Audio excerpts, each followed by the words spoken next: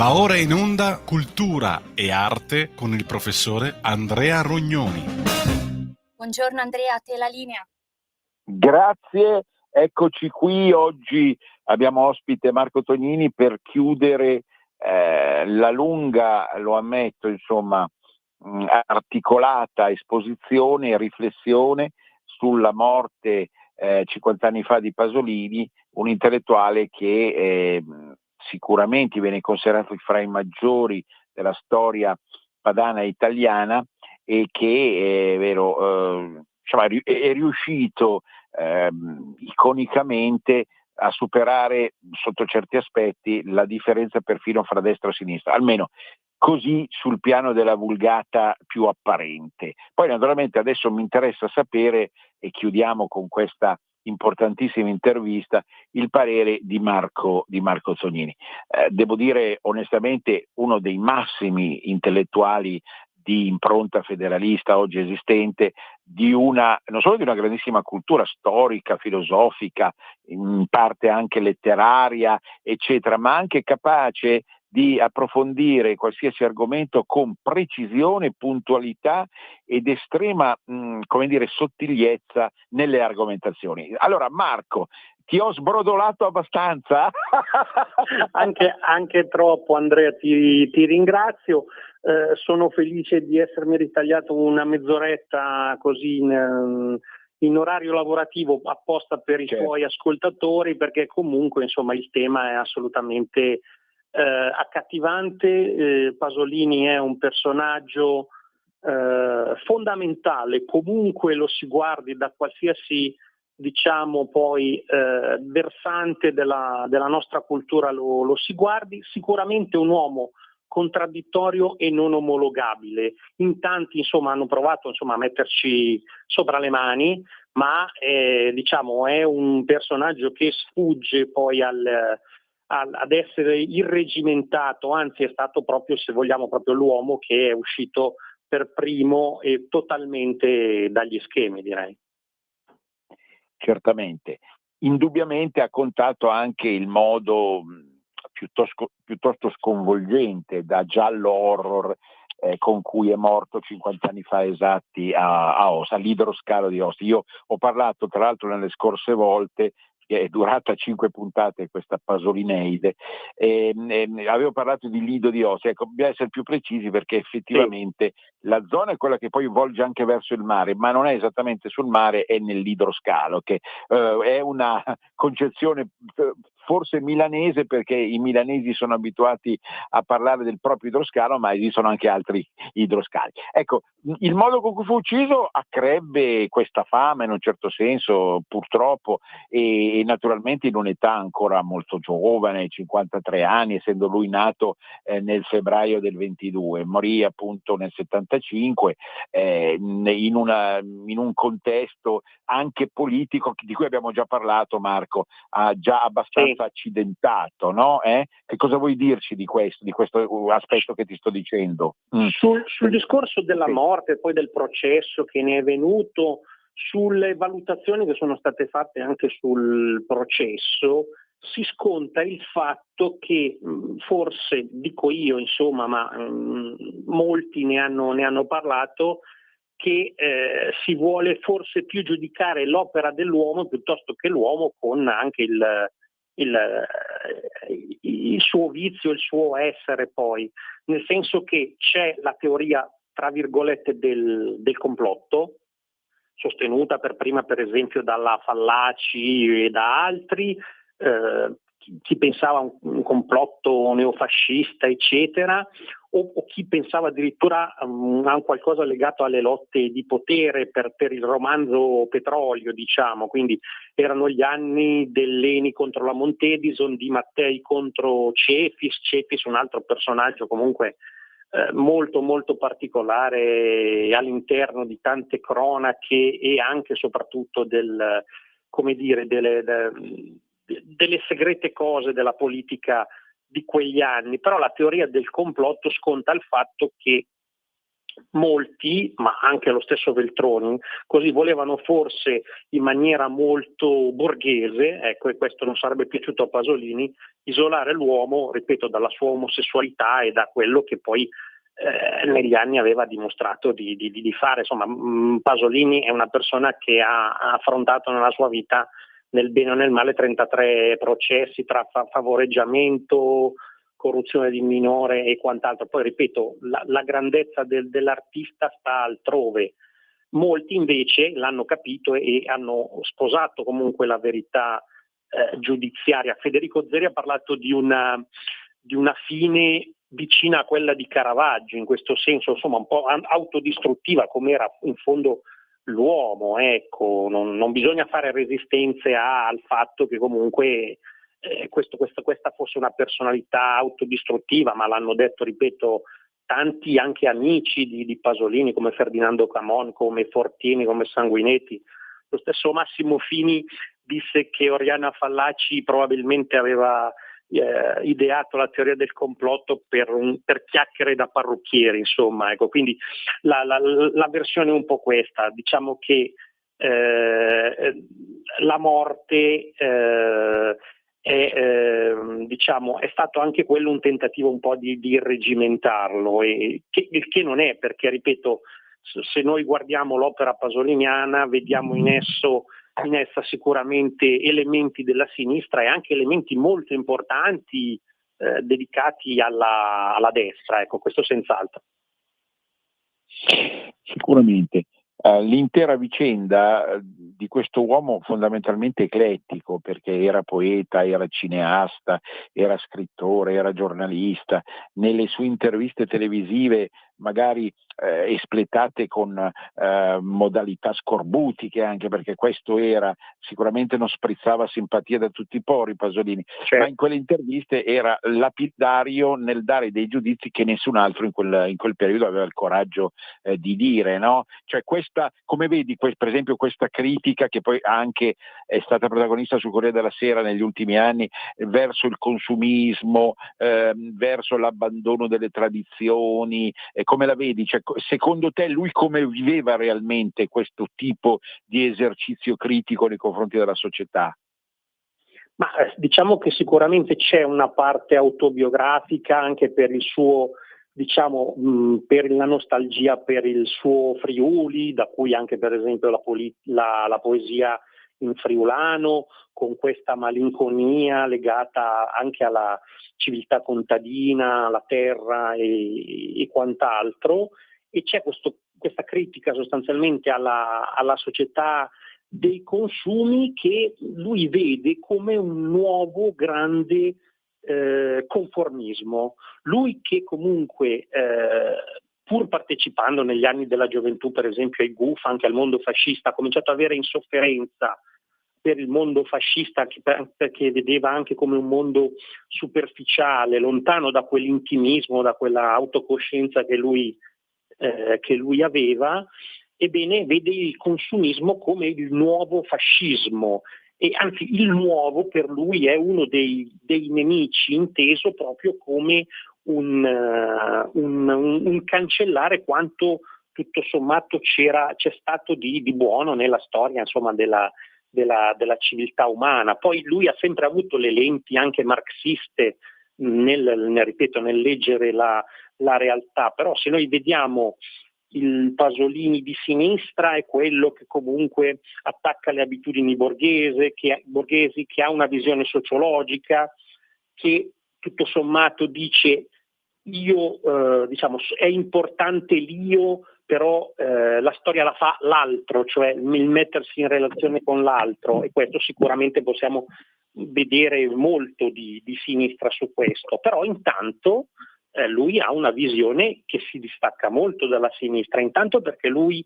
si definisce ateo e razionale, anche anticlericale, poi anche per le vicende che ha avuto. Lui per esempio odiò quando venne inviato a Belluno nell'asilo dalle suore e quant'altro, però ha nello stesso momento un grande rapporto con il sacro, con il mistero, magari anche conflittuale, però legato a una profonda influenza del cristianesimo intesa come civiltà come civiltà cristiana.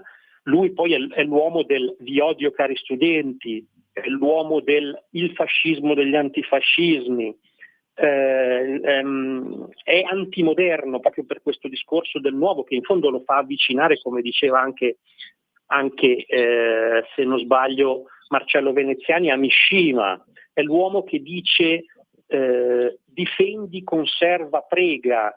È l'uomo che è anti-abortista, ma è anti-abortista anche per una visione un po' più poetica e non quasi meccanica del sesso e delle sue condizioni. Quindi un uomo veramente molto, molto particolare, che pure si considerava a sua volta un poeta maledetto alla Rimbaud, in questo modo. Ecco, così mi sentirei di dirti. Ecco. E certamente nel maggio del 68 lui osserva una condizione in uno di quegli assalti tipici dell'epoca, particolare della polizia, delle forze armate, e dice praticamente in soldoni ci sarà anche una poesia. Poi tra l'altro lui appunto aveva una sensibilità poetica secondo me straordinaria, proprio giudicandolo esteticamente, però ecco lui osserva il fatto che questi figli, questi poliziotti sono figli di un proletariato che in quel momento sta ricevendo il danno peggiore. Ecco, esattamente, che non ha le lenti neanche per interpretare quello che sta facendo, certo. Quasi servirebbe oggi questa riflessione, no? Quando una certa sinistra si scarica in una maniera isterica contro le forze dell'ordine perché danneggerebbero, non so, alcuni comportamenti degli studenti o di altri manifestanti, al di là dei contenuti, voglio dire. Ma questo accanimento poi anche rispetto al mondo extracomunitario, che lui non poteva giudicare perché negli anni 60-70 l'Italia non aveva ancora subito quell'onda immigratoria, ma ritengo che avrebbe qualcosa da dire anche oggi su questo argomento Pasolini, perché era veramente sorprendente nelle sue risoluzioni e nei suoi pensieri. E poi non dimentichiamo che il mondo comunista di allora era un mondo tetragono non solo a novità di qualsiasi genere in campo sentimentale o privato, ma anche e soprattutto nei confronti della missione dell'omosessualità. Quindi era un partito comunista illiberale in senso totale, no? Beh, assolutamente, direi, perché ricordiamoci che dopo Ragazzi di vita lui ha subisce quasi un processo culturale da parte dell'intelligenza comunista, dei vari Antonello Trombadori, eccetera. Poi ne esce tra virgolette vincitore, perché molti si schierano con lui, però verrà escluso più volte, per esempio dal premio Strega, insomma, per esempio. Ecco, oggi premio Strega peraltro che si dimostra sempre conformista con lo spirito dei tempi, lo zeitgeist, ecco, quindi niente di nuovo sotto il sole. Ma ti dico sicuramente l'oscenità vera, forse inaccettata, di Pasolini non è l'omosessualità, la blasfemia, eccetera, ma è la sua critica, ripeto, al capitalismo, al consumismo, anche all'esibizionismo gay, e piuttosto invece il suo amore per il sacro, per la terra, per la civiltà contadina, per la tradizione, per il sesso come un obbligo, come un consumo, e quindi anche nel permissivismo vede un po' questo nuovo oppio dei popoli. Quindi lui certo che vuole, come dire, demitizzare, come tutti, come il periodo, insomma, come gli anni 60 e 70, però non certo per creare un nuovo conformismo, ma per creare forse un uomo migliore. Il problema è che poi si è creata una società molto più nichilista, e quando dico nichilista lo dico nel senso evidentemente deteriore, ecco. Ecco, gli ultimi anni, quindi gli anni 70 della cinematografia pasoliniana sono caratterizzati da una progressivo derapage verso il pornografico, che lui sosteneva non essere tale perché comunque avrebbe, secondo lui, manifestato alcune istanze anche politiche antirepressive, abbastanza complesse, perché abbiamo visto, l'hai detto tu stesso, è una figura ideologicamente complessa, però il dubbio è che poi lui concedesse un po' troppo per motivi anche così di pubblicità e di successo, perché il Decamerone e le 100 giornate di Sodoma superano le barriere, i limiti già allora di una tolleranza, insomma, e di una accettabilità su questo fronte, al di là indubbiamente di alcuni aspetti artistici che ci sono, però francamente tra le ossessioni sue, che erano consustanziali a un carattere psicofisiologico un po' degenerato, francamente, non per l'omosessualità, ma proprio per carità, ma perché egli non aveva più chiaro i confini, non dico della norma, che lo stesso Freud non ammetteva, ma di una plausibilità di libertà reale nei confronti del prossimo. E tutto questo naturalmente rimescolato in quella che era allora la prima ondata di liberazione sessuale, che evidentemente prima che arrivassero i film a luci rosse aveva già un po' devastato il cinema, da Buñuel per arrivare appunto a Pasolini, ad altri che avevano usato oltre un certo limite alcuni film di Tognazzi, eccetera. Ecco, quindi ci sono in realtà questi elementi che inducono a pensare che ci fosse, come in tutti i VIP, una forma anche di malizia in Pasolini, non trovi?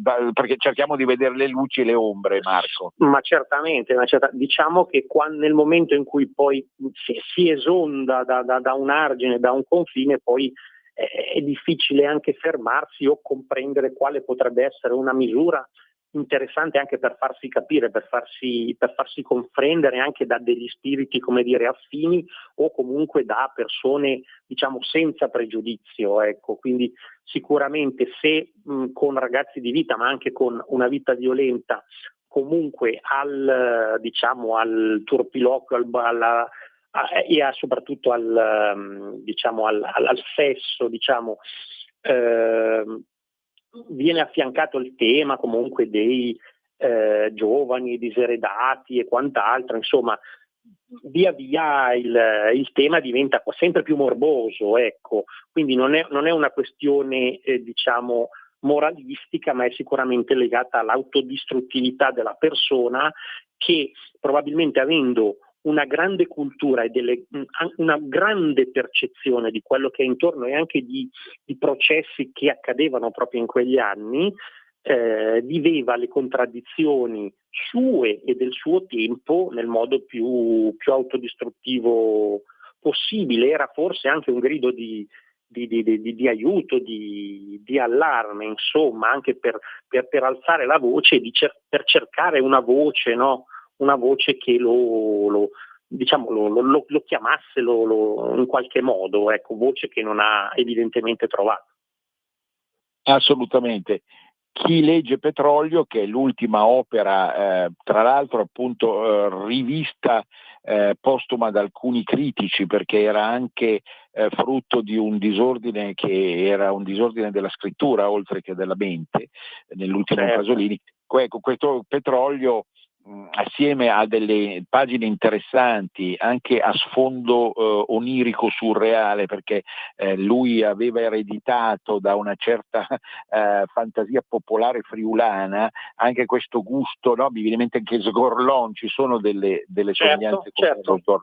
Ecco, ma in alcune pagine c'è questo intuito, questa cosa, in altre, forse perché appunto scritto oramai in condizioni anche psicologicamente degenerate, ma anche e soprattutto perché non era più convinto neanche di pubblicarlo, di poterlo pubblicare.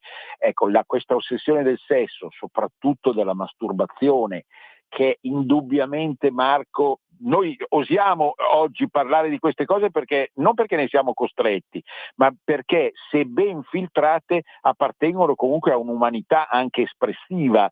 Quante Certo. pagine oramai sono dedicate al sesso nella letteratura d'oggi. Quindi il problema della masturbazione è un problema di ripiegamento su se stesso in termini abusivi, che non poco a che fare con la capacità di donarsi corporalmente agli altri, oppure di celebrare, diciamo, attraverso così ritualità pagane, tutta una serie di affinità elettive. Ecco, quindi in Petrolio il disgusto, ma forse era quello che lui voleva provocare, questo senso di disgusto, no? nel lettore stesso.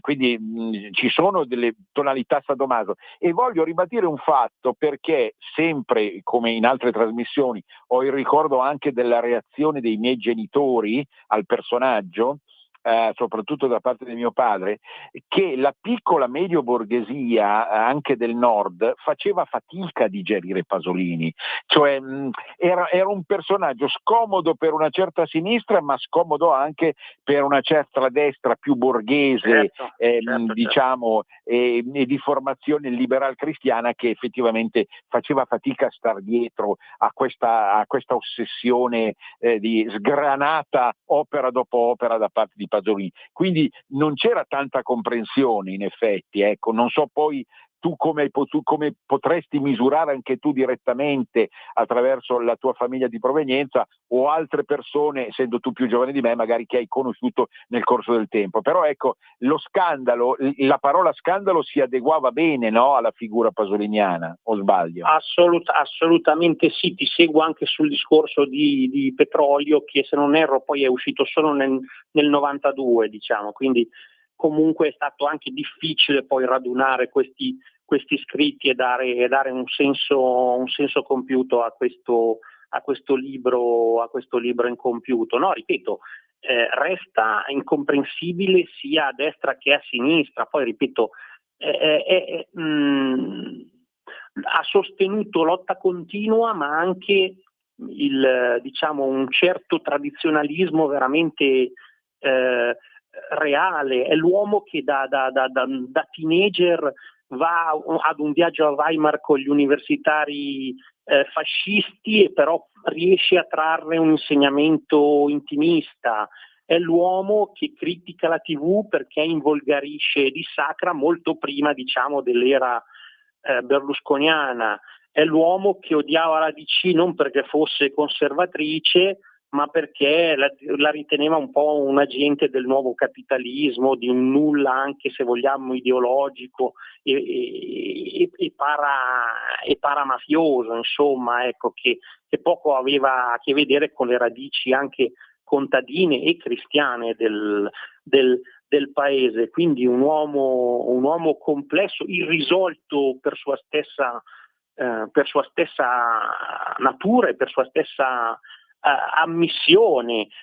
Gli stessi conservatori facevano fatica a riconoscersi in lui, perché tutto in lui, diciamo, non era conservatore. Se vogliamo, il suo conservatorismo era legato più diciamo, a un rapporto materno, visto che poi lui aveva questo rapporto molto particolare, molto stretto con la madre. Qualcuno ha detto che all'amor patrio Pasolini preferisse l'amor matrio, e più che le radici amava, ripeto, la madre terra, la madre chiesa, la madre lingua.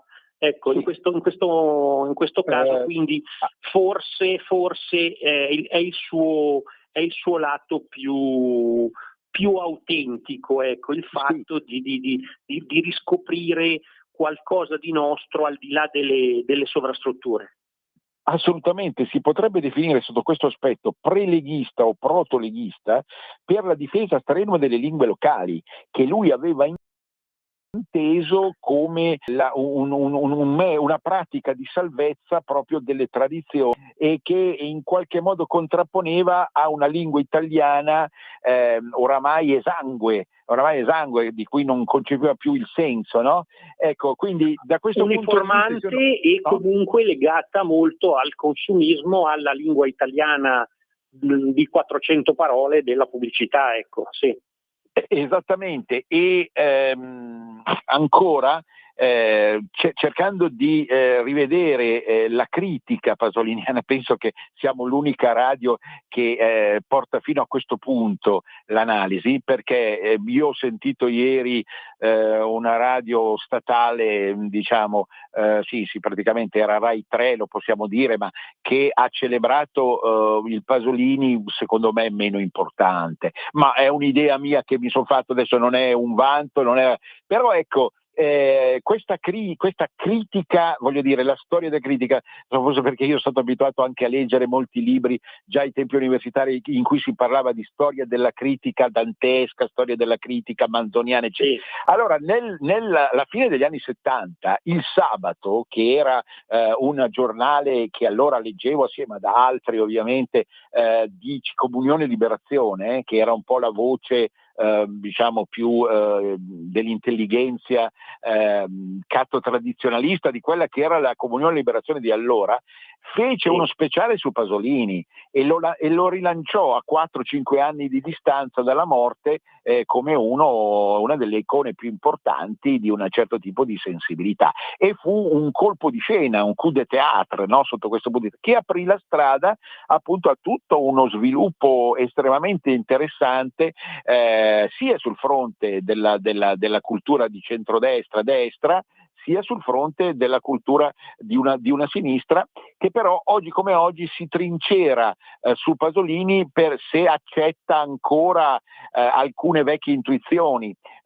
Tu stesso hai lasciato intendere, non so cosa direbbe su LGBTQ il dottor Pasolini, non lo so. Noi adesso siamo arrivati però al noto break e la nostra cara regista ce lo fa passare, quindi poi magari se ancora 5 minuti chiudiamo, a dopo. Ok, va bene. Sempre più liberi con La tua radio è il nuovo sito che mette in prima pagina opinioni, firme, notizie, uno sguardo nuovo e originale sui fatti che ci circondano. Il nuovo quotidiano online, semplicemente radiolibertà.net.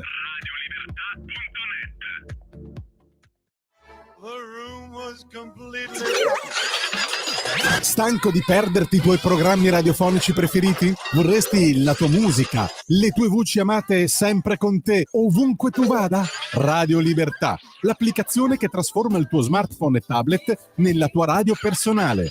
Scaricala ora, è gratis per i dispositivi Android e iOS. Avrai tutta la programmazione quotidiana di Radio Libertà a portata di mano. Scopri di più su radiolibertà.net. Semplicemente la tua radio. Ascolta i tuoi programmi preferiti, le notizie, la musica che ami e non solo. Con l'app di Radio Libertà puoi interagire con i conduttori, anche quando sei in movimento. Non aspettare, cerca Radio Libertà nello store del tuo smartphone o tablet e scarica l'app gratuitamente. Radio Libertà, tutta la radio con te. Scopri di più su radiolibertà.net. Semplicemente la tua radio. Stai ascoltando Radio Libertà, la tua voce libera, senza filtri né censure, la tua radio. Andrea, di nuovo a voi la linea. Ecco, allora chiudiamo con una tua, diciamo, battuta finale su Pasolini, che ho da chiederti poi anche un ricordo invece di una certa rivista che nacque 18 anni fa. A te la parola.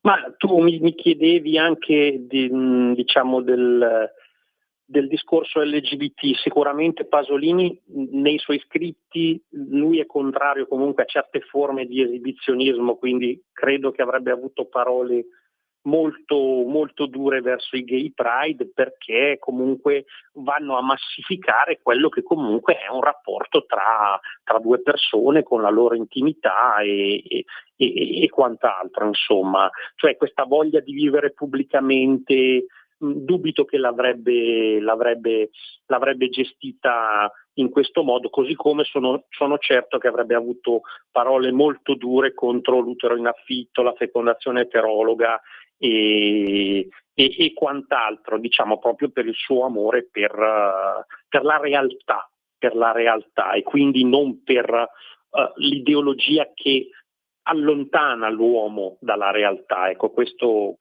direi per chiudere. Sì, anche verso i social probabilmente, che avrebbe visto certo. come una sorta di celebrazione onanistica del consumismo. Senti, io voglio ricordare per oggi anche che il 5 novembre poi è tutto un mese di ricorrenze, poi lo dico alla fine dell'intervista che ti faccio, però ecco, intanto il 5 novembre del 2007 nasceva Idee per l'Europa dei Popoli. Allora, senza, diciamo, come dire, caricature mie di tipo autocelebrativo, ma io ne fui il direttore. Sicuramente tutti sanno che come animatore, diciamo così, e Pigmalione fu Mario Borghezio, un'altra figura importante secondo me della storia del leghismo, ma questa rivista si proponeva nello specifico di spiegare, si diceva informazione ma anche formazione, il concetto di Idee per l'Europa dei Popoli, che tu sicuramente hai condiviso anche proprio sul piano pratico a Bruxelles, eccetera, eccetera. E, non so, una tua idea, una tua testimonianza. E sono passati 18 anni, purtroppo la rivista non c'è più, ecco, è morta al 13° anno col Covid, assieme al Covid, diciamo è una morte gloriosa perlomeno, anche se non del tutto giustificata in senso lato. Però ecco, cosa puoi dire tu, senza bisogno ovviamente di apologie inutili, su questa certo. nostra rivista che ha fatto il suo tempo? Prego. Io dico che è stata la conferma che in tutto il campo comunque che possiamo chiamare identitario c'è stato in realtà un fermento culturale, spirituale, metapolitico che in quegli anni è stato sempre molto sottovalutato dalla cultura ufficiale o addirittura negato. In realtà Idee per l'Europa dei Popoli è stata una rivista che veramente con 4 soldi, se non meno, ha sempre dato spazio al confronto, ha dato spazio a idee magari anche eretiche, ma sempre ben, come dire, inserite in quella che è stata la realtà o diciamo anche il dibattito politico del momento. Poi Idee è stata cartacea, è stata online, quindi ho collaborato, diciamo, proprio manualmente anche dagli uffici di Mario Borghezio, non è un segreto. Certo. Mario Borghezio è un altro personaggio per certi versi un po' scomodo, che ha fatto le sue scelte, non le ha mai rinnegate, le ha portate fino in fondo, ma anche un uomo di grande cultura, bisogna ricordarselo. E mettiamola così, Idee è stato il manifesto di tutta una serie di discorsi metapolitici che in Italia purtroppo non si è mai riusciti a portare nella comunicazione più grande, quella mainstream, quella ufficiale. Perché? Perché c'è ancora un conformismo ideologico, c'è un'idea un po' gramsciana delle casematte del potere, ma diciamo noi siamo, potremmo dire, e saremo e siamo sempre la resistenza al pensiero unico, e quindi felice, orgoglioso di aver fatto parte di questa realtà, come di tutte le altre realtà che devono ancora nascere. Certamente, io personalmente non posso che condividere quanto hai appena detto. Per me è stata una bella esperienza, è stata l'unica rivista da me diretta ed era un sogno che avevo fin da bambino e l'ho espletato. Ecco, chiaramente c'è facile la critica da parte dei nostri ascoltatori, no? E beh, insomma, non è paragonabile a una rivista che usciva normalmente nell'edicola, ma vi assicuro che, come hai detto tu stesso, è molto più difficile andare controcorrente che fare le cose secondo il mainstream. Questo tu lo sai benissimo anche tu, anche per altri motivi. Senti, un'ultima battuta, io non ti voglio far camminare sui carboni ardenti. Questo mese è un mese di ricorrenze anche che riguardano il padanismo. Ora è indubbio che siamo in una fase in cui non solo all'interno di un certo movimento, non è quello tanto il problema, ma proprio di rimeditazione culturale in cui nel padanismo non si parla quasi più.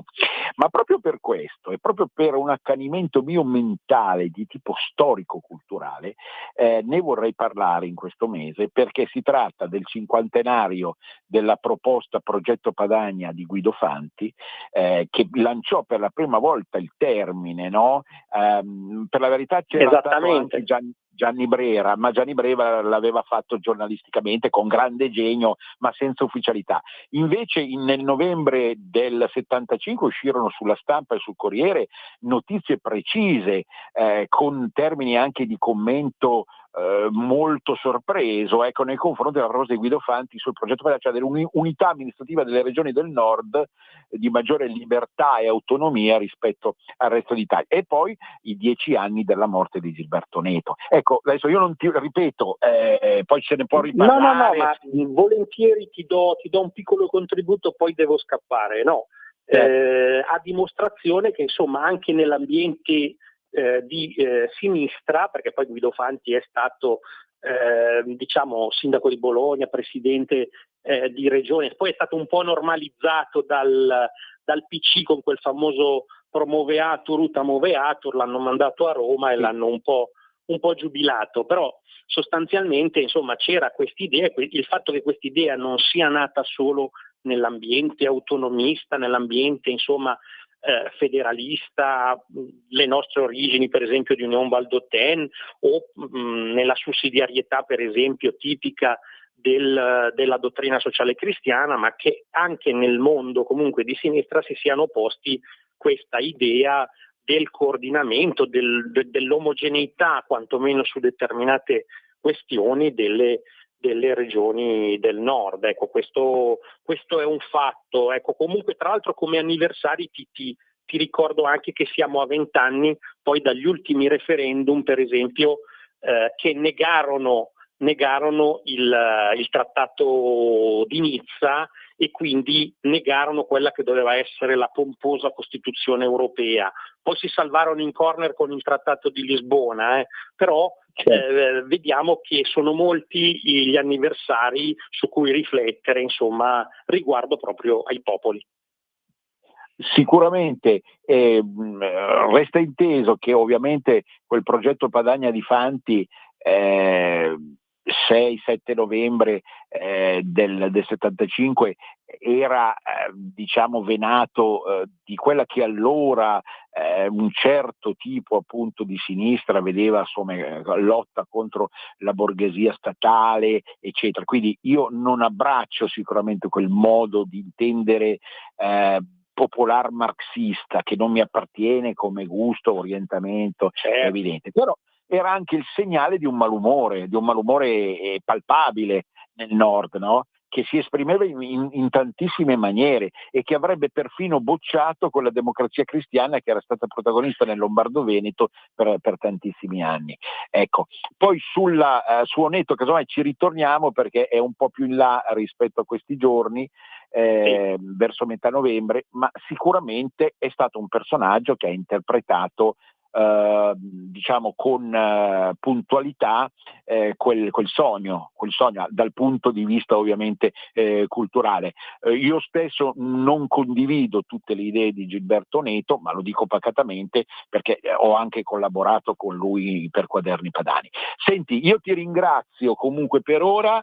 Mi sembra che su Pasolini abbiamo offerto un quadro esaustivo, veramente esaustivo, e spero da questo punto di vista che i nostri ascoltatori abbiano capito l'intento e la volontà di cercare appunto non di celebrare il personaggio di cui abbiamo visto tantissime ombre, con perplessità e quasi diniego, però in realtà cercare di capire come mai appunto ha svolto un ruolo importante nella storia della cultura, della metapolitica, dell'intelligenza in generale. Vuoi dire proprio l'ultima prima di tornare al lavoro, Marco? Ma no, diciamo, ripeto, tutti lo vogliono nel proprio Pantheon a dimostrazione che sia un personaggio estremamente brillante, vivace, che ha saputo interpretare i mali, se vogliamo, del Novecento. Oggi cerchiamo di non, ripeto, irregimentarlo, ma di trarne comunque da ogni frase, da ogni scritto, ciò che più ci, se vogliamo, diciamo ci suggestiona, più ci ravviva, ecco, come dovremmo fare poi del resto da tutti i grandi scrittori, i grandi saggisti. Certamente, grazie infinite ancora una volta e a presto per tutto, a risentirci. Grazie. Allora noi proseguiamo perché abbiamo un calendario: San Silvio, Santa Silvia, oggi sicuramente Regina dei Boschi, Silva, da Silva Silve, è diciamo tutto quel mondo forestale, ombroso, che tanto noi avevamo già celebrato in altre trasmissioni degli anni 90 e 2000, come protagonista proprio di un mondo iperborico, ecco, che amava moltissimo la vegetazione e tutto quello che aveva a che fare con il bosco. È una figura cristiana a questo punto, perché noi seguiamo il calendario cristiano, che è il nostro calendario fin da piccoli naturalmente, che si rifà a una serie di personaggi appunto che hanno avuto questo nome, ma che hanno sempre dimostrato nel corso della loro vita quanto fosse importante, ecco, il collegamento simbolico. Il simbolismo è sempre sovrano per chi sa intendere perfino la politica nella maniera giusta, ma appunto in maniera tale appunto da seguire alcune categorie morali che soltanto, come diceva anche una serie di autori molto interessanti sul piano filosofico, perfino Heidegger, ecco, che è legato a questo mondo forestale, un mondo ancora vergine dal punto di vista morale, e quindi si irrobustisce nella misura in cui appunto detesta l'abbattimento degli alberi stessi e quindi una civilizzazione sbagliata. Ecco, questo è l'insegnamento che viene oggi dal calendario. Mentre per obituario io voglio citare finalmente, perché è stato osservato che non ne ho parlato, ma sicuramente prima o poi l'avrei fatto, la morte di Maurino alias Mauro Di Francesco, che è stato protagonista di un certo cinema pop degli anni 80-90 e nel ripescare appunto quelle belle estati piene di felicità a poco prezzo degli anni 60 in Versilia. Sì, va bene. Pronto? Buonasera professore Rognoni Lisetta. Sì. Mi dica. Ecco, volevo introdurre una cosa che nessuno dice, di Sinner, cioè il tennista. Mamma mia, che argomento, Lisetta! Io patata bollente. Allora, prego. Due parole, sì, 2 parole. Voglio levarmelo proprio fuori dai denti questa cosa qua, perché nessuno ne parla di quel povero ragazzo, chiamiamolo povero, ma è così la cosa purtroppo. Allora, come spesso accade in Italia, professore, il successo di un personaggio di rilievo scatena invidie, secondo me, livide critiche, ingiuste accuse, addirittura a volte genera scatenate tifoserie. Allora, perché non ha aderito alla Coppa Davis? Perché non ha chinato il capo a un'Italia sportivamente lontana, secondo me, e indifferente ai suoi meriti, che non si è neppure congratulata con lui a Wimbledon, dove erano presenti notevoli rappresentanti di altri paesi a onorare gli atleti, e questo è da sottolineare, professore, ma non un nostro rappresentante, neppure il ministro dello sport, neppure per la nostra vittoria italiana.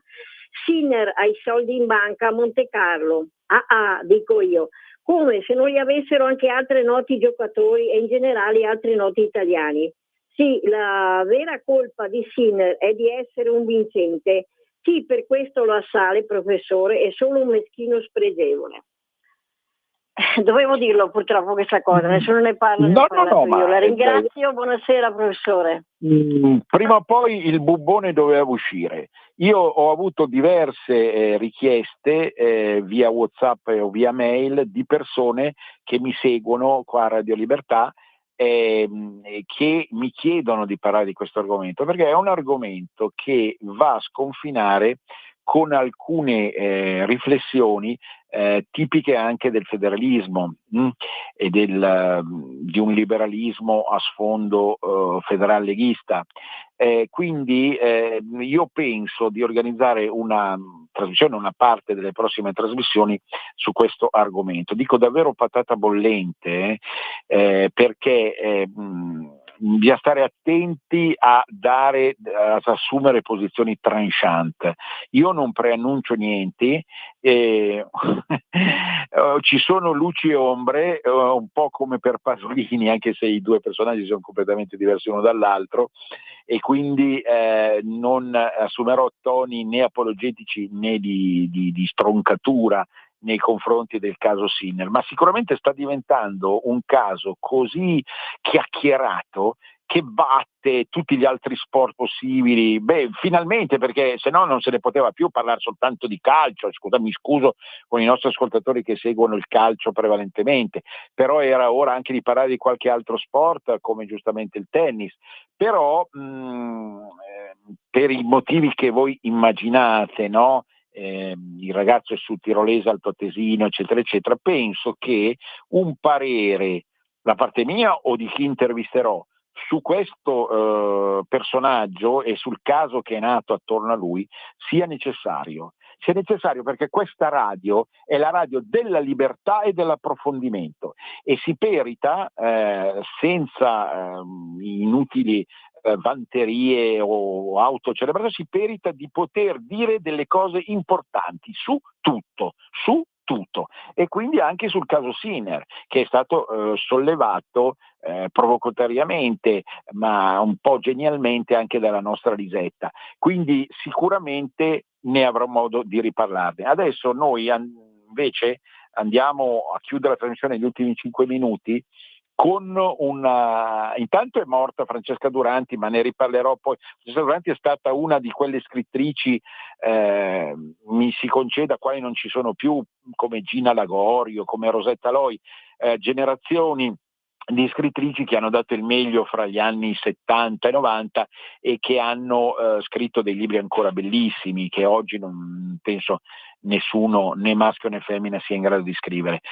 Penso alla Casa sul lago, che è il suo capolavoro, ma Francesca Duranti aveva uno stile direi dire pittorico davvero eccezionale. E poi però io voglio in questi ultimi minuti introdurre per cultura popolare un altro caso di attualità che trovo importante, anche se non si celebra non si verifica sul territorio italiano, però è un territorio contiguo dal punto di vista dei confini, ma fondamentalmente di cultura italiana, perché io sono stato diverse volte in Corsica, lo posso dire, in quanto la Corsica, pur appartenendo alla République, no? Alla nota République guidata attualmente da Macron, in realtà è una terra di antica marca tosco-italica, ci parla una lingua che è il toscano antico, con alcune venature anche liguri, ma nel complesso appunto appartiene questa terra all'universo italofono, no? Un universo che noi l'abbiamo detto 10.000 volte, vogliamo e speriamo finalmente si emancipi dal centralismo, divenga realmente liberale e federale, ma che comunque è quell'universo lì. no? E quindi questo fatto ci induce a parlarne. È successo che il Tribunale amministrativo di Bastia ha bocciato l'idea di mettere delle croci, partendo da un caso specifico di una croce che c'era. La Corsica è piena di croci di campagna, di croci cosiddette marine. Nel promo ho fatto mettere l'immagine delle croci marine di Bonifacio, una località che amava anche molto Paolo Villaggio, ma nel complesso appunto l'idea che per motivi di laicité, come si dice in Francia, vengano diciamo praticamente abolite le croci, nel senso che questo tribunale regionale nazionale appunto avrebbe deciso che qualsiasi croce va tolta perché è segno antilaico di religione e quindi non deve dar idea che qualcuno possa abbracciare una certa idea religiosa, a maggior ragione quella cristiana. Ecco, a me fa francamente vomitare questa decisione, e tante vere e stessa reazione hanno avuto i corsi, ecco, che da antica schiatta tosco-italica, legata anche appunto e soprattutto alle tradizioni cristiane, e ha deciso con un movimento popolare che magari in altre regioni italiane sarebbe impensabile, di rimettere e di posare le croci in maniera lineare lungo tutte le strade più importanti dell'isola, che è anche un'isola accidentata a livello montuoso, quindi sicuramente non è una cosa facile, richiede uno sforzo, un investimento anche in soldi, eccetera. Sono quelle croci di colore chiaro con diciamo così una metratura grossa, con una forma piuttosto ingrossata, ma facili da riconoscere, che vorrebbero praticamente significare questo: noi corsi siamo liberi di esercitare tutte le religioni che vogliamo. Siccome la nostra formazione è di tipo cristiano, e siccome la croce è l'elemento principale connotativo della cristianità, noi mettiamo le croci dove vogliamo. Ecco, è molto significativo come atto d'orgoglio, come fremito naturalmente, sia nei confronti dello Stato francese, dell'Europa, che ovviamente in questo momento sta cercando di affondare definitivamente ogni forma di cristianesimo tradizionale, ma anche nei confronti della Chiesa stessa, che sembra latitare largamente su questo argomento, in quanto chiude gli occhi e quindi in un certo senso rischia, non lo è, ma rischia di diventare connivente con religioni altre di cui non faccio nome. Ecco, allora veramente applausi per questa iniziativa popolare, ecco perché lo inseriamo in cultura popolare. Le croci vengono reinstallati per dire appunto no a questo divieto che tarpa le ali alle nostre tradizioni. E tra l'altro appunto il movimento che mi sembra si intitola Femu a Corsa, insomma, a un certo punto significa in italiano, questo è toscano antico, cioè significa facciamo la Corsica vera, che è di ispirazione indipendentista, ma poco importa il discorso politico diretto, però è un tentativo di far capire che se si tolgono le nostre radici cristiane, si toglie in realtà una fetta della nostra anima e si impedisce ad essa di riuscire a rimanere fertile a beneficio di tutti. A maggior ragione questo succede in un'isola che conosce bene i propri confini e quindi sa meglio scommettere con l'identità, con il problema dell'identità. Però questo caso è estremamente significativo nella misura in cui potrebbe riverificarsi altrove, anche in tutta Italia, ovviamente, e in tutta Europa e in tutta Italia, nel definire oramai un laicismo inutile. Certo, anch'io mi sento laico, ma sono un laico di formazione cristiana, attenzione, non sono un laico che vuole affossare la cristianità e magari indirettamente favorire l'islamismo o altre religioni. Quindi attenzione, è sicuramente una bellissima iniziativa che certamente sfida anche, quindi dal punto di vista diciamo di un federalismo reale che in Francia non c'è, sfida Parigi e dintorni. Ecco, mi fermo qui. Grazie alla bravissima regista e grazie ancora alla pazienza che hanno avuto gli ascoltatori quest'oggi. A risentirci. Venezia risorga, risorga Venezia per sempre! Avete ascoltato Cultura e Arte con il professore Andrea